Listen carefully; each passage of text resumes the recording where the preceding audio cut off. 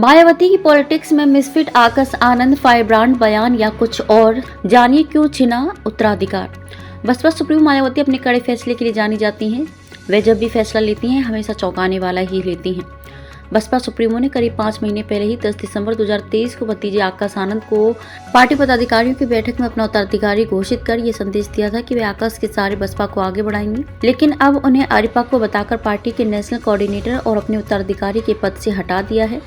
लोकसभा चुनाव के बीच इस फैसले से सवाल उठ रहे हैं कि आखिर अचानक से इसकी जरूरत क्यों पड़ी। उत्तराधिकारी बनाए जाने के बाद हाल के दिनों में आकाश आनंद की यूपी में काफी चर्चा हो रही थी। लोग उन्हें सुनने के लिए बड़ी संख्या में आ रहे थे।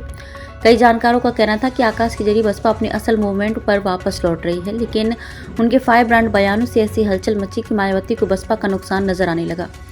पार्टी पिछले 2 दशक से जिस सोशल इंजीनियरिंग पर जोर दे रही थी, इन बयानों से वो डैमेज होती नजर आई तो मायावती नाराज हो गई। दरअसल उन्हें लगने लगा कि आकाश आनंद की भाषा शैली पार्टी की लाइन से मेल नहीं खा रही है। जानकारों का कहना है कि पार्टी के अंदर भी आकाश के बयानों को लेकर बहुत सहजता नहीं थी। मायावती ने आकाश से पहले भी समय समय पर लोगों को मौके दिए थे, लेकिन कोई चल नहीं पाया। पिछले दिनों मीडिया चैनलों को दिए इंटरव्यू में आकाश खुद कहते नजर आए थे कि यदि मैं भी नहीं चल सका तो मुझे भी हटाया जा सकता है। आखिरकार हुआ भी वही। यूपी की चुनावी सभाओं में आकाश ने भीड़ के सामने आपा खोया तो मायावती को उन्हें उत्तराधिकारी और नेशनल कोऑर्डिनेटर के पद से हटाने में देर नहीं लगी। संदेश देने की कोशिश, आकाश आनंद को हटाकर मायावती ने ये राजनीतिक संदेश देने की कोशिश की है कि वे कीचड़ उछाल की राजनीति नहीं करती हैं। आपको बता दें कि इसी तरह उन्होंने पिछले लोकसभा चुनाव में भाई भतीजावाद का आरोप लगने के बाद भाई आनंद कुमार को राष्ट्रीय उपाध्यक्ष पद से हटा दिया था, लेकिन चुनाव बाद फिर बना दिया। आकाश आनंद को भी हटाकर मायावती ने संदेश देने का काम किया है कि उनके लिए परिवार नहीं, पार्टी व मूवमेंट जरूरी है। नगीना से लॉन्च किया। बसपा सुप्रीमो ने भतीजे आकाश को पहली बार यूपी चुनाव में लॉन्च किया था।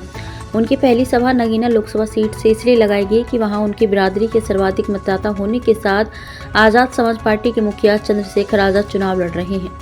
आकाश ने अपनी पहली सभा में 6 अप्रैल को चंद्रशेखर का नाम लिए बिना उन्हें दलित युवाओं को दुश्मन बताया था।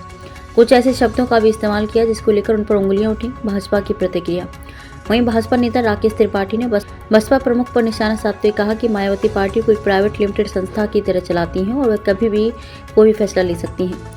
आकाश आनंद की गैर जिम्मेदाराना टिप्पणी और बीजेपी के खिलाफ उनके बयानों के कारण लोगों में बसपा के खिलाफ आक्रोश है।